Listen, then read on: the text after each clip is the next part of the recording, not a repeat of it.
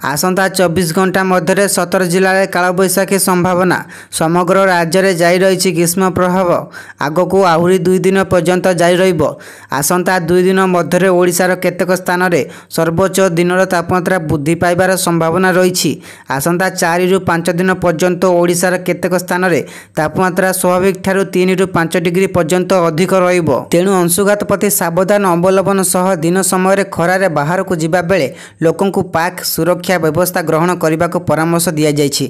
सेहीपरि आसंता 24 घंटा मध्य अर्थात 8 तारीख गुरुवार अपराह्न मध्य बालेश्वर, भद्रक, केन्द्रापड़ा, जगतसिंहपुर, कटक, खोर्धा जिलार केतेक स्थान में हालुकारु मध्यम धरण वर्षा किंबा वज्रपात हेबार संभावना रही। एसहित यही समय मध्य सुंदरगढ़, केन्दुझर, मयूरभंज, बालेश्वर, भद्रक, जाजपुर, केन्द्रापड़ा, कटक, जगतसिंहपुर, पुरी, खोर्धा, नयागढ़, गंजाम, गजपति, कंधमाल, कलाहांडी और नुआपड़ा जिले में गोटे किंबा 2टी स्थान में घड़घड़ी सह वज्रपात हेबार संभावना रही बोली भारतीय पाणीपाग विभाग भुवनेश्वर स्थित आंचलिक पाणीपाग केन्द्र पक्षरु आकलन करा जायछि। एहाकु दृष्टि रखी एही समस्त जिला को येलो वार्निंग जारी करा जायछि।